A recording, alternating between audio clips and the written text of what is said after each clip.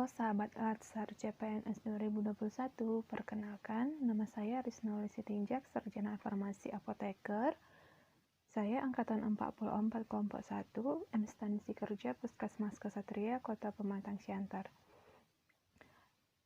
Kali ini saya akan membahas tentang video mind map yang berisi modul etika publik dengan pengampu materi Bapak Dr. Andus H. Sobirin, SHMSI.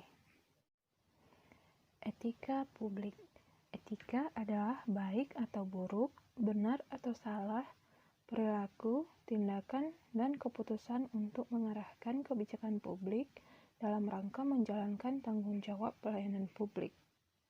Menurut Aziumardi Asra, etika adalah karakter atau etos individu, kelompok berdasarkan nilai-nilai dan norma-norma luhur. Dilihat dari lingkup etika publik, ada 3 hal yang menjadi fokus utamanya. Yang pertama, pelayanan publik yang berkualitas dan relevan. Yang kedua, sisi dimensi reflektif sebagai penimbang dan alat evaluasi. Yang ketiga, modalitas etika, jembatan antara norma moral dan tindakan faktual. Kemudian, dimensi etika publik. Yang pertama adalah dimensi kualitas pelayanan publik. Moral dalam etika publik menuntut lebih dari kompetensi teknis karena harus mampu mengidentifikasi masalah-masalah dan konsep etika yang khas dalam pelayanan publik. Kemudian, dimensi modalitas. Unsur-unsur modalitas dalam etika publik yakni akuntabilitas, transparansi, dan netralitas. Yang ketiga, dimensi tindakan integritas publik. Integritas publik juga merupakan niat baik seseorang pejabat publik yang didukung oleh institusi sosial seperti hukum, aturan, kebiasaan, dan sistem pengawas. Di slide berikut, kita akan memahami 8 area perubahan, reformasi, dan birokrasi.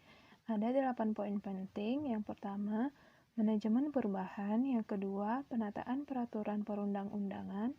Yang ketiga, penataan dan penguatan organisasi. Yang keempat, penataan tata laksana. Yang kelima, penataan sistem manajemen SDM. Yang keenam, penguatan akuntabilitas. Yang ketujuh, penguatan pengawasan. Yang kedelapan, peningkatan pelayanan publik. Bentuk-bentuk kode etik dan implikasinya.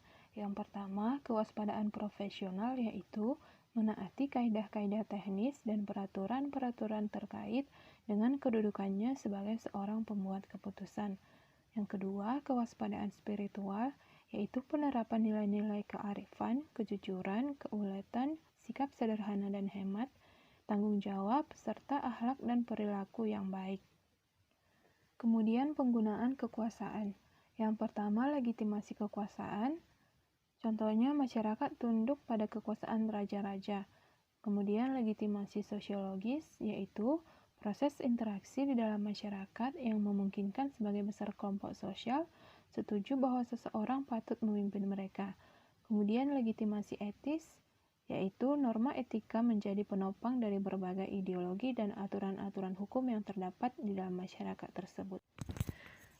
Paham idealisme etik mengatakan bahwa pada dasarnya setiap manusia adalah baik dan suka hal-hal yang baik. Apabila ada orang-orang yang menyimpang dari kebaikan, itu semata-mata karena dia tidak tahu norma untuk bertindak dengan baik atau tidak tahu cara-cara bertindak yang menuju ke arah kebaikan. Hal yang diperlukan adalah suatu peringatan dan sentuhan nurani yang terus-menerus untuk menggugah kesadaran moral dan melestarikan nilai-nilai tersebut dalam kehidupan dan interaksi antar individu. Dengan demikian, para pegawai dan pejabat perlu terus diingatkan akan rujukan kode etik PNS yang tersedia. Sosialisasi dari sumber-sumber kode etik itu, beserta penyadaran akan perlunya menaati kode etik, harus dilakukan secara berkesinambungan dalam setiap jenis pelatihan kepegawaian untuk melengkapi aspek kognisi dan aspek profesionalisme dari seorang pegawai sebagai abdi masyarakat.